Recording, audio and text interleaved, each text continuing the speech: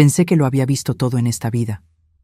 Pero nada, absolutamente nada, me preparó para el momento en que mi propio hijo y mi nuera me echaron de mi casa. La casa que construí con mis propias manos y con el amor de mi vida. La humillación que sufrí fue tan grande que por un momento me sentí la mujer más derrotada del mundo. Pero ellos no sabían una cosa. El dolor y el odio que me invadieron ese día encendieron una llama de venganza dentro de mí. Esa vieja abogada que pensaron que iban a aplastar y pisotear estaba a punto de mostrarles lo que sucede cuando subestimas a alguien que ya no tiene nada que perder. ¿Querían mi casa? Tendrían la casa, pero pagarían un precio que ni en sus peores pesadillas podrían imaginar.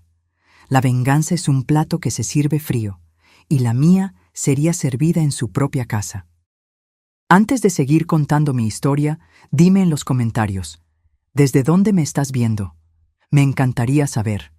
Soy Rebeca, una abogada que ha pasado toda su vida en la Ciudad de México, trabajando duro para construir un futuro para mi familia. Pero la parte más importante de mi vida se fue hace 5 años, cuando mi amado esposo, Roberto, perdió la batalla contra el cáncer. Su muerte me destrozó de una manera que no sabía que era posible. La vida se convirtió en una rutina gris, un zumbido constante de soledad.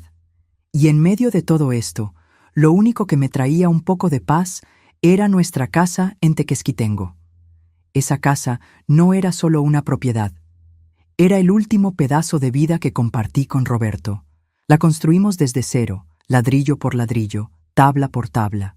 Cada ventana, cada escalón, cada detalle de ese lugar tenía nuestra historia. La terraza de madera, donde nos sentábamos a ver el atardecer, la parrilla que había instalado el verano pasado, era mi refugio, mi santuario de recuerdos. A 3 horas de la Ciudad de México, la vida allí era diferente. Era más lenta, más tranquila, llena del olor del bosque y el sonido del agua. Era el lugar donde podía sentir a Roberto más cerca. Solo tuvimos un hijo, Ricardo. Y después de que su padre se fue, él se convirtió en mi único lazo familiar. Traté de mantenerme fuerte por él. Me convertí en la madre que él necesitaba. Pagué su lujosa boda, le compré su auto nuevo, lo ayudé con el pago inicial del apartamento, todo para mantenerlo feliz y de alguna manera llenar el vacío que Roberto dejó. Creía que, actuando así, mantendría a nuestra familia unida, manteniendo el amor que Roberto siempre defendió. Pero no veía, o no quería ver, que nuestra relación se había transformado en algo muy diferente. Ya iba de camino al lago, con el corazón más ligero de lo normal después de una semana agotadora en la oficina. La carretera parecía llamarme. Me estacioné en la entrada de gravilla y mientras tomaba mi pequeña maleta, noté un coche desconocido. Una SUV negra, un modelo caro. Me extrañó, pero lo descarté rápidamente. Tal vez era un vecino o un amigo de paso. ¿Qué podría salir mal? Pero desde el momento en que subí los escalones del porche y vi la escena frente a mí, todo cambió.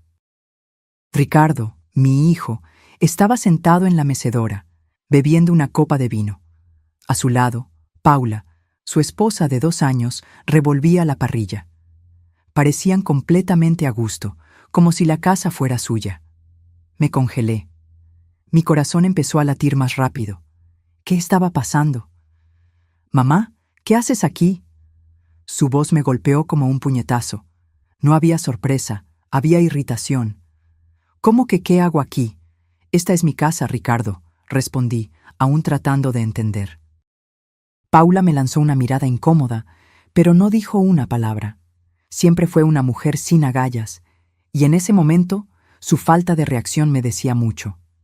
«Pensé que solo vendrías la próxima semana», respondió él, dejando la copa a un lado con un gesto despreocupado.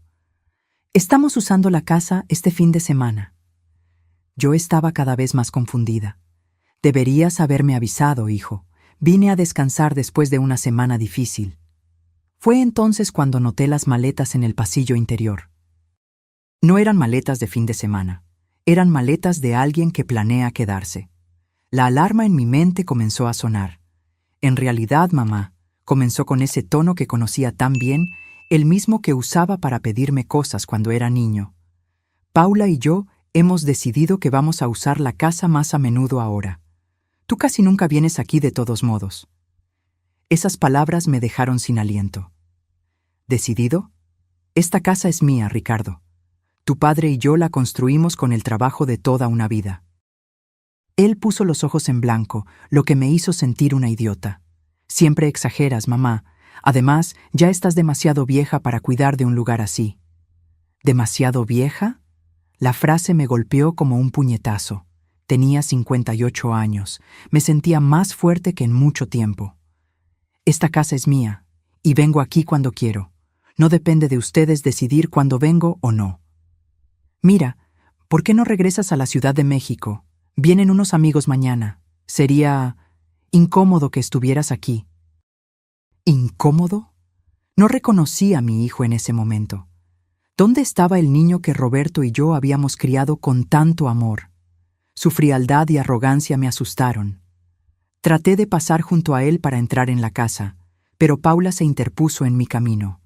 No podía creerlo. Esa mujer, que nunca tuvo el valor de mirarme a los ojos, me estaba confrontando.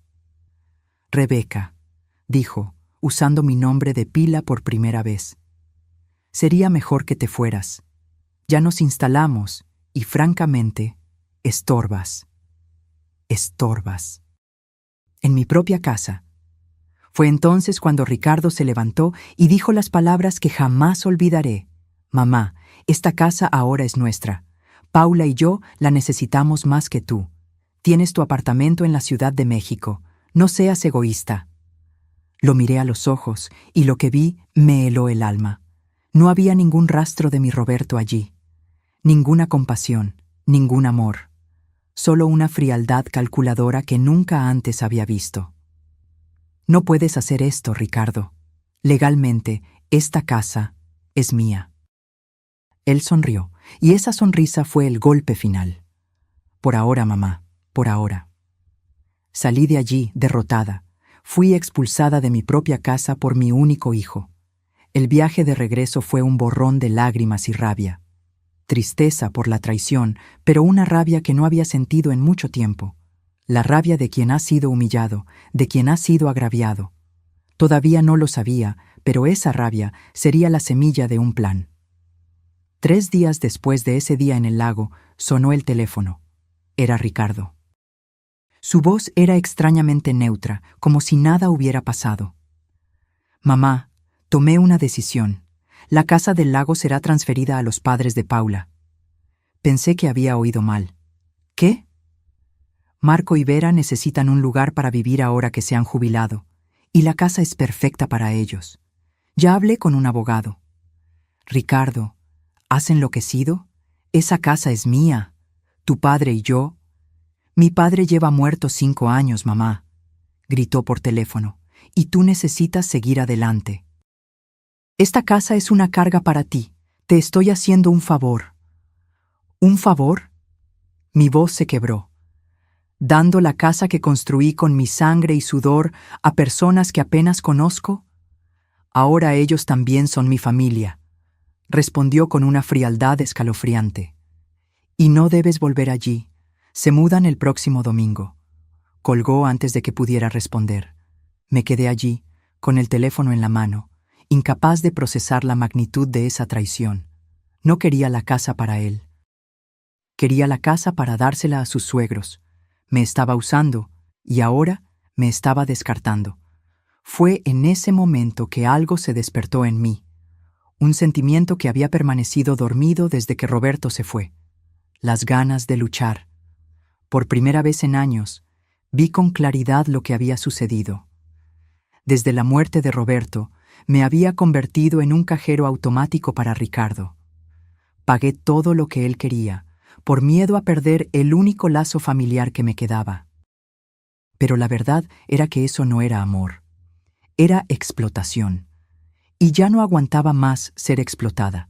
Había llegado el momento de decir basta. Al día siguiente, me desperté con una determinación que no sentía en mucho tiempo. El rostro de Roberto en el portarretratos junto a la cama parecía animarme. No dejes que te hagan esto, Rebeca. Mi primer paso fue llamar a María Silva, mi abogada y amiga de décadas. Le expliqué la situación.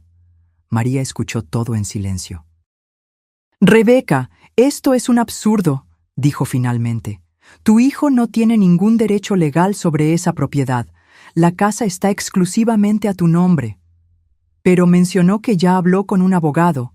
Probablemente están contando con tu pasividad, Rebeca. Creen que, por el amor que le tienes, cederás. Están apostando a que aceptarás la humillación. Eso me dolió, pero era cierto. Desde la muerte de Roberto, me había vuelto pasiva, casi sumisa a los caprichos de Ricardo. ¿Qué puedo hacer, María? Primero, vamos a reunir todos los documentos de la casa. Escritura, comprobantes de pago de impuestos, facturas, todo lo que demuestre que eres la única propietaria y que la mantienes. Luego, analizaremos nuestras opciones. Pasé el día organizando carpetas, buscando documentos antiguos, digitalizando todo. Era como si cada papel me reconectara con la casa, con los recuerdos, con Roberto. Mientras rebuscaba en una caja de documentos, encontré un álbum de fotos de la construcción de la casa.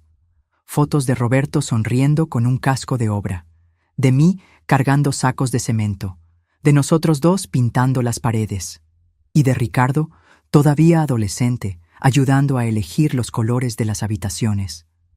¿Dónde estaba ese niño ahora?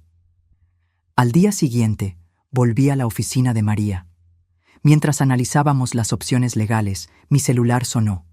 Era Fernanda, mi vecina en Tequesquitengo. Rebeca, está pasando algo extraño en tu casa. Vi a gente midiendo el terreno esta mañana. Mi corazón se aceleró. ¿Qué gente?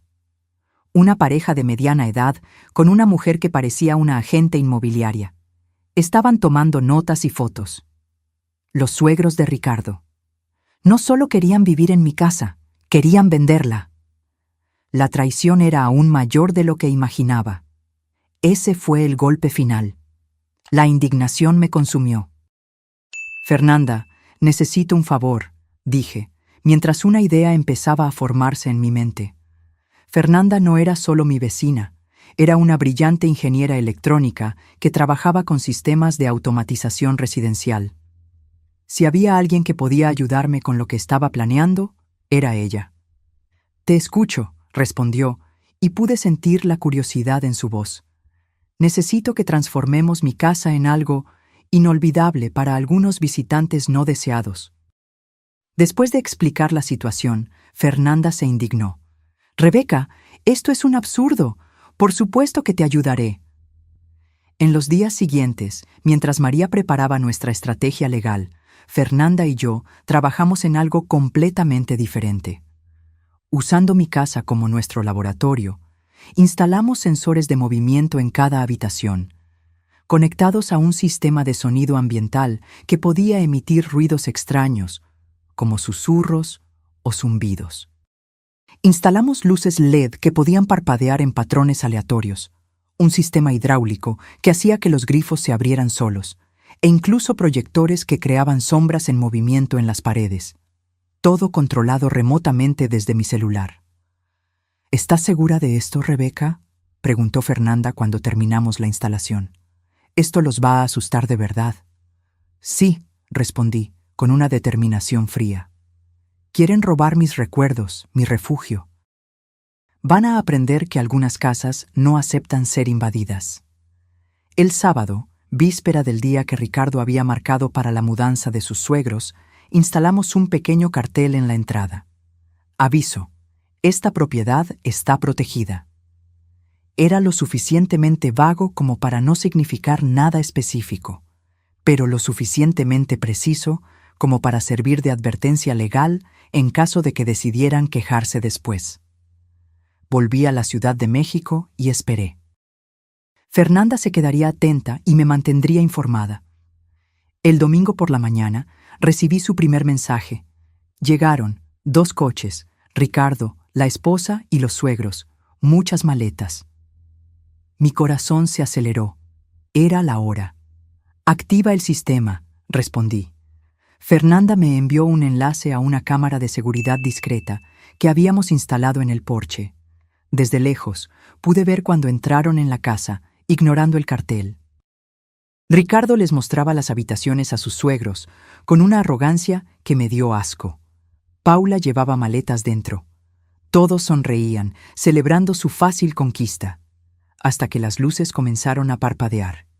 Primero, suavemente, como si fuera solo una fluctuación en la red eléctrica. Luego, con más intensidad. Sus expresiones cambiaron de confusión a preocupación. Activé el sistema de sonido. Un ruido bajo, casi imperceptible, comenzó a emanar de las paredes. Como un zumbido distante, un susurro. «¿Qué es eso?», oí preguntar al suegro, su voz captada por el micrófono de la cámara. «Debe ser solo un problema eléctrico», respondió Ricardo, pero su voz ya no tenía la misma confianza. Aumenté la intensidad del sonido. Ahora eran susurros más claros, como si las paredes estuvieran hablando. «Salgan, salgan». Las luces parpadeaban más rápido. En una de las habitaciones, el grifo comenzó a echar agua solo. En la sala, el proyector creó la sombra de una figura humana en la pared que parecía moverse lentamente hacia ellos. «¿Qué diablos está pasando aquí?», gritó la suegra, visiblemente asustada. Ricardo trató de mantener la compostura. «Es solo un problema en el sistema eléctrico. Paula, ve a revisar la caja de fusibles». Paula apenas había dado 2 pasos cuando todas las luces se apagaron de repente. La casa quedó en completo silencio y oscuridad durante exactamente 10 segundos. Entonces, todas las luces volvieron simultáneamente, parpadeando como estroboscopios, mientras el sonido en las paredes aumentaba. «Salgan de mi casa, salgan». Fue entonces cuando el pánico se apoderó de ellos. El suegro comenzó a gritar. La suegra intentaba encontrar la salida. Paula tropezaba con sus propios pies. Solo Ricardo permaneció relativamente tranquilo, mirando a su alrededor con una expresión de furia. «¡Esto es cosa de mi madre!», gritó. «Ella está haciendo esto». Pero su acusación fue interrumpida cuando el sistema de riego del jardín se activó, rociando agua a través de las ventanas abiertas. En minutos, todos corrían hacia afuera, empapados y aterrorizados. Desde la seguridad de mi apartamento en la Ciudad de México, observé cómo intentaban entender lo que había pasado. Paula quería llamar a la policía. El suegro insistía en irse de inmediato. La suegra lloraba. ¿Y Ricardo? Ricardo miraba directamente a la cámara, como si supiera que yo estaba mirando, el odio visible en su rostro. El teléfono sonó poco después. «¿Qué hiciste?». Su voz temblaba de rabia. «¿Yo? No sé de qué hablas, hijo». Mantuve mi voz tranquila, la calma de quien sabía que tenía el control. «Esa casa tiene algo raro. Hiciste algo». «Tal vez a la casa simplemente no le gusta que la invadan», respondí. «Algunas casas tienen memoria». «Estás loca. Voy a llamar a la policía». «Adelante». La casa está a mi nombre y no hay nada ilegal en instalar un sistema de automatización residencial avanzado. Hubo un largo silencio al otro lado. «Esto no ha terminado, mamá», dijo finalmente. «Volveremos mañana con un técnico. Esta casa será de los padres de Paula, lo quieras o no». «Ya veremos», respondí simplemente antes de colgar. La policía llegó a Tequesquitengo unas 2 horas después de la llamada de Ricardo. Fernanda me mantuvo informada por teléfono. «2 policías están aquí», dijo. Ricardo gesticula mucho, mostrándoles la casa. «¿Encontraron algo sospechoso?», pregunté ansiosa. «No parece. Están mirando el sistema eléctrico, pero todo lo que hicimos está perfectamente dentro de las normas. Es solo automatización residencial avanzada». Fernanda tenía razón. Habíamos sido cuidadosas para no violar ninguna ley. El sistema que instalamos era sofisticado, pero completamente legal. Después de inspeccionar la casa durante casi 1 hora, los policías se fueron sin encontrar nada irregular. La frustración en el rostro de Ricardo era evidente. Esperaba que me acusaran de algún crimen, que encontraran alguna irregularidad, pero no había nada. «Vámonos», dijo Paula, visiblemente alterada por la experiencia. «Podemos volver otro día». «No», respondió Ricardo con firmeza. «No voy a dejar que mi madre gane. Esta casa será de tus padres, como acordamos». Los suegros intercambiaron miradas preocupadas. Claramente, ya no estaban tan entusiasmados con la idea de vivir allí. Finalmente se fueron, pero yo sabía que Ricardo no se rendiría fácilmente. La guerra acababa de empezar. Pasaron 3 días. Yo seguía en la Ciudad de México, monitoreando la situación desde lejos, cuando recibí la visita que ya esperaba. Ricardo y Paula aparecieron en la puerta de mi apartamento sin previo aviso. «Necesitamos hablar», dijo él, con el rostro tenso. Los dejé entrar. Paula parecía incómoda, evitando mirarme a los ojos. Ricardo, en cambio, me miraba con una mezcla de rabia y determinación. «¿Qué le hiciste a esa casa?», preguntó en cuanto se sentó. «Como ya dije, no sé de qué hablas». «No te hagas la tonta. Esas luces, esos sonidos. Sé que fuiste tú». Mantuve mi expresión neutral. «La casa tiene un sistema de automatización moderno. Lo instalé hace unos meses para mayor seguridad y comodidad». «¿Comodidad?». Él se rió sin humor. «Eso no es comodidad, es una trampa». «¿Una trampa para quién, Ricardo? ¿Para la legítima dueña de la casa o para los invasores?». Sus mejillas se enrojecieron de rabia. «No somos invasores. Esa casa debería ser mía por derecho. Papá hubiera querido que fuera así». Eso me golpeó como un rayo. «No te atrevas a usar a tu padre para justificar esto. Roberto jamás aprobaría lo que estás haciendo». «Tú no sabes lo que él aprobaría o no. Lleva muerto 5 años. Y en ninguno de esos 5 años mostraste el menor interés por esa casa hasta que decidiste que sería un buen regalo para tus suegros». Paula finalmente habló, con voz baja. «Rebeca, solo estamos tratando de ayudar a mis padres. Necesitan un lugar para quedarse y tú rara vez usas esa casa». «¿Y por qué debería darle mi casa a tus padres, Paula? ¿Gente que apenas conozco?». «Porque», dudó, «porque ahora somos familia». Me reí amargamente. ¿Familia? La familia no trata de robar lo que es tuyo. La familia no te echa de tu propia casa. La familia respeta. Ricardo se levantó, señalándome con el dedo. «Siempre has sido así. Siempre controladora, siempre creyendo que sabes lo que es mejor. Y tú siempre has sido egoísta, Ricardo, siempre queriendo más, nunca satisfecho con lo que tienes». «¿Egoísta?», gritó. «Yo cuidé de ti después de que papá murió. Fui yo quien aguantó tus ataques de depresión, tu alcoholismo. ¿Cuidaste de mí? ¿O cuidaste de mi dinero? Porque en los últimos 5 años lo único que has hecho es pedir. La boda de lujo, el coche nuevo, el pago inicial del apartamento. Y yo siempre te di, porque creía que así te mantendría cerca. Pero ahora veo que no era a mí a quien querías cerca. Era mi dinero». El silencio que siguió fue ensordecedor. Paula miraba al suelo, claramente incómoda. Ricardo me miraba fijamente, con la respiración pesada. «Esto no se va a quedar así», dijo finalmente. «Lo llevaremos a la justicia si es necesario. Le contaremos a todos cómo enloqueciste después de que papá murió, cómo convertiste esa casa en una trampa peligrosa. Hazlo», respondí con calma. «Y yo les mostraré a todos cómo mi propio hijo trató de robarme». Él recogió su bolso, listo para irse. «Te vas a arrepentir de esto, mamá. Cortaremos todos los lazos, nunca más te volveré a hablar». «Es una pena que necesites amenazarme con eso, Ricardo. El amor verdadero no viene con condiciones». Antes de irse, se giró una última vez. «Esa casa será de los padres de Paula, aunque tengamos que esperar a que te mueras para que eso suceda». Esas palabras me atravesaron como una cuchilla fría. Mi propio hijo, deseando mi muerte para quedarse con mi propiedad. Cuando la puerta se cerró detrás de ellos, en lugar de tristeza, sentí una extraña paz, como si me hubiera quitado un peso de los hombros. La máscara había caído. Ahora veía claramente lo que tenía que hacer. A la mañana siguiente llamé a María. «Estoy lista para el siguiente paso», le dije.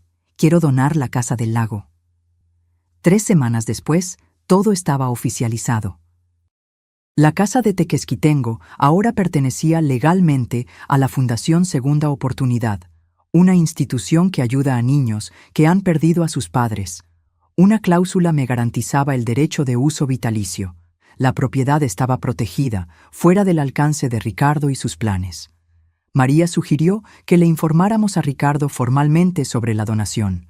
Estuve de acuerdo, no por obligación legal, sino porque quería ver el final de esa historia. La reunión se programó en la notaría, con la presencia de la notaria Sofía, una mujer seria y respetable. Para mi sorpresa, Ricardo apareció con Paula y sus suegros, probablemente creyendo que podrían intimidarme en grupo. «¿Qué es tan importante que necesitamos reunirnos en una notaría?», preguntó Ricardo en cuanto entraron, su tono despectivo. La notaria Sofía tomó la palabra antes de que yo pudiera responder. «Señores, estamos aquí para formalizar el conocimiento de la donación de la propiedad ubicada en Tequesquitengo, registrada bajo el número de matrícula 45789. ¿Donación?». La voz de Ricardo subió una octava. «¿Qué donación?». María le entregó una carpeta con los documentos. «Su madre ha donado la casa a la Fundación Segunda Oportunidad, una organización benéfica que cuida de niños huérfanos. La donación ya ha sido registrada y es irrevocable». El rostro de Ricardo perdió todo color. Hojeó los documentos frenéticamente, como si buscara alguna laguna, algún error. «Esto no puede ser legal», dijo finalmente con voz temblorosa. «Es perfectamente legal», respondió Sofía. «La señorata Rebeca es la única propietaria registrada de la propiedad y tiene todo el derecho de disponer de ella como mejor le parezca». Paula parecía en estado de shock. Los suegros intercambiaban miradas nerviosas.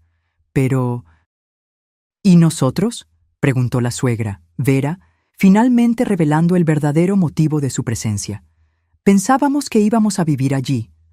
«Lamentablemente eso no será posible», explicó María. «La propiedad ahora pertenece a la Fundación, con derecho de uso vitalicio reservado a la señora Rebeca». Ricardo me miró fijamente, el odio desbordándose de sus ojos. «Hiciste esto a propósito, para castigarnos». «No, Ricardo. Hice esto para asegurar que la casa tenga un propósito más grande que simplemente ser un premio en una disputa familiar. Cuando yo no esté, ayudará a niños que han perdido a sus padres, que no tienen a nadie que los cuide. Esto es ridículo. Preferiste darle tu casa a extraños que a tu propio hijo. Dejaste claro que no querías la casa para ti, sino para dársela a los padres de Paula, gente que apenas conozco. Al menos ahora sé que la casa ayudará a quienes realmente la necesitan». Paula puso la mano en el hombro de Ricardo como si intentara calmarlo, pero él la apartó bruscamente. «Vamos a anular esto», dijo, decidido. «Probaremos que no estás en pleno uso de tus facultades mentales». Sofía carraspeó, incómoda. «Debo informarles que la señora Rebeca se sometió a una evaluación psicológica completa antes de la donación, precisamente para evitar futuras impugnaciones. Los informes están adjuntos al proceso y confirman su plena capacidad». Ricardo parecía derrotado. Sus hombros se encogieron y por primera vez desde que toda esta situación comenzó, vi vulnerabilidad en sus ojos. «¿Por qué, mamá?», preguntó, la voz casi un susurro. «¿Por qué hacernos esto?». «No hice nada contra ustedes, Ricardo. Solo protegí lo que es mío, lo que construí con tu padre. La casa que querías tomar por la fuerza ahora ayudará a niños que realmente necesitan un hogar». Los suegros fueron los primeros en irse, visiblemente avergonzados. Paula intentó convencer a Ricardo de que se fuera también, pero él permaneció inmóvil, mirándome fijamente. «Te vas a arrepentir de esto», dijo finalmente, con voz fría. «Ya me arrepiento de muchas cosas, hijo, de no haber notado antes cómo nuestra relación se volvió tóxica. de haber permitido que me trataras como a un banco, no como a una madre. Pero no me arrepiento de esta decisión. Se fue sin decir nada más, arrastrando a Paula consigo. El silencio que quedó en la sala era casi tangible. ¿Estás bien?, preguntó María cuando nos quedamos solas. Extrañamente sí, respondí, más ligera de lo que me he sentido en años. Esa tarde volví a Tequesquitengo. La casa parecía recibirme con los brazos abiertos, como una vieja amiga que me había ayudado a ganar una batalla difícil. Con la ayuda de Fernanda, eliminé todos los sistemas que habíamos instalado para asustar a Ricardo y a los demás. La casa volvió a ser el refugio tranquilo que siempre fue. Me senté en la terraza, observando el atardecer reflejarse en las tranquilas aguas del lago. Por primera vez en mucho tiempo, sentí paz. No solo la paz momentánea que siempre buscaba allí, sino una paz más profunda, que venía de la certeza de haber hecho lo correcto. En los meses siguientes no supe nada de Ricardo. Al principio, la ausencia dolía. Después de todo, era mi único hijo. Pero con el tiempo me di cuenta de que nuestra relación se había vuelto tóxica hacía años, y que esa ruptura, aunque dolorosa, era necesaria. Empecé a frecuentar más la casa del lago. Planté nuevas flores en el jardín, algo que no hacía desde que Roberto se había ido. Renové la terraza, reemplazando las tablas desgastadas. Pinté las paredes de colores más vibrantes. La casa cobró nueva vida, al igual que yo. En una de esas visitas, recibí una llamada inesperada del director de la Fundación Segunda Oportunidad. Quería saber si permitiría que algunos niños de la institución pasaran un fin de semana en la casa para disfrutar del lago y la naturaleza. Claro, respondí sin dudar. La casa estaría feliz de recibirlos. 2 semanas después, 5 niños de entre 8 y 12 años llegaron acompañados por 2 educadores. El sonido de las risas infantiles llenó la casa de una manera que no había sucedido en décadas. Los observé jugando en el lago, corriendo por el jardín, maravillados con la naturaleza que los rodeaba. Uno de los niños, Juliano, de 10 años, se acercó a mí mientras yo preparaba un bocadillo para todos en la cocina. «Esta casa es mágica, tía Rebeca», dijo con los ojos brillantes. «Parece que le gustamos». Sonreí, recordando cómo la misma casa se había convertido en una pesadilla para Ricardo y sus cómplices.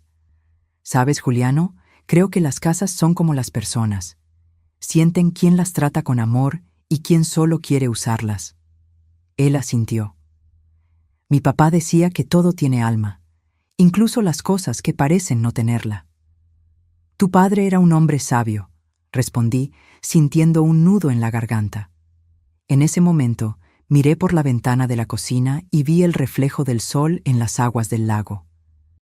Pensé en Roberto, en cuánto le habría encantado ver a esos niños allí, trayendo nueva vida a nuestra casa.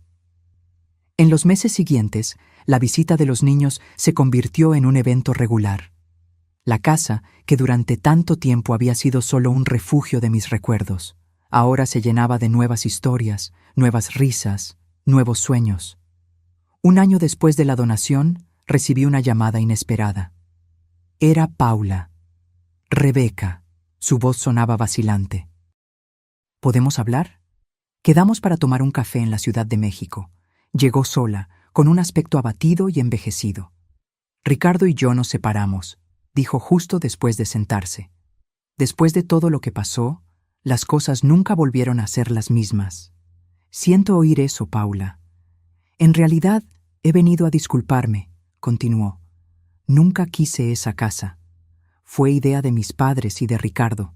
Ellos planeaban venderla en cuanto obtuvieran la escritura. La confirmación de lo que ya sospechaba no me sorprendió, pero aún así dolió. ¿Por qué me cuentas esto ahora?, pregunté. Porque me di cuenta del error que cometí. Permití que mi marido y mis padres intentaran robar algo que no les pertenecía, y porque necesito hacer las paces con mi conciencia. Nos quedamos en silencio por un momento, solo 2 mujeres heridas por el mismo hombre. Lo que hiciste con la casa, Paula vaciló, fue lo correcto. Esos niños se merecen un lugar así. Gracias por decir eso. Nos despedimos sin grandes palabras o promesas. Era solo el cierre de un capítulo doloroso. La semana siguiente volví al lago. Me senté en la terraza con una taza de café, observando los pájaros volar sobre el agua. Fue entonces cuando noté un movimiento en la entrada de la propiedad. Un coche que no reconocí se estacionó, y de él bajó una figura familiar. Ricardo. Mi corazón se aceleró. No nos habíamos visto ni hablado en más de un año. Caminó lentamente hacia la terraza, luciendo más pequeño, más frágil de lo que recordaba. «Mamá», dijo simplemente cuando se acercó. «Ricardo», respondí, sin saber qué más decir.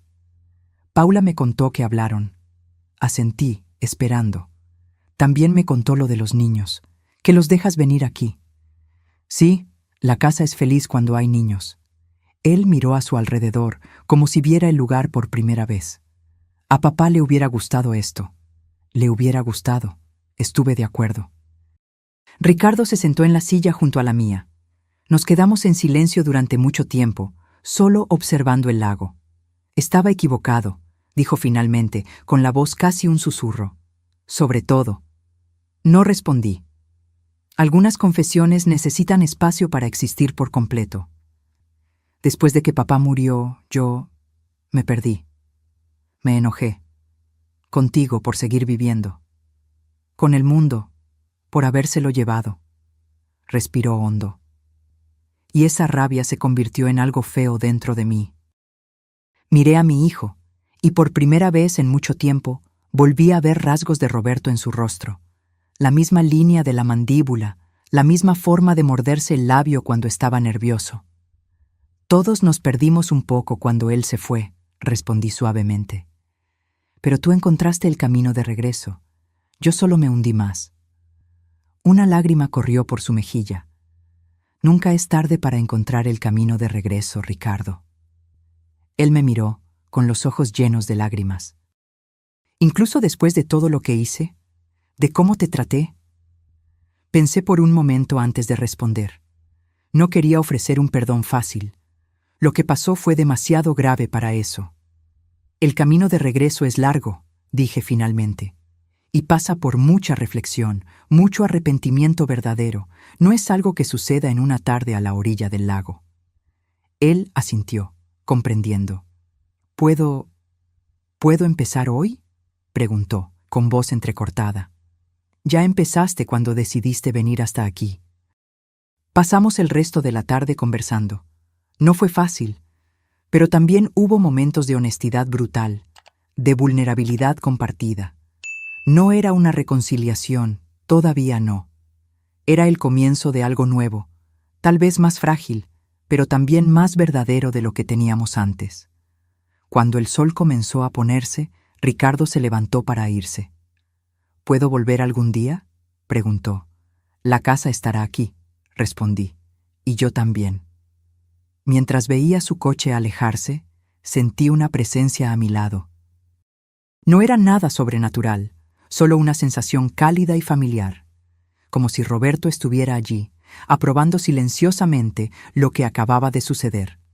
Mi viaje me enseñó algo fundamental, que la verdadera familia no es solo la que está unida por la sangre, sino la que construimos con respeto, amor y verdad. Y que a veces, la mejor manera de vengarse de la injusticia es transformar el dolor en algo bueno.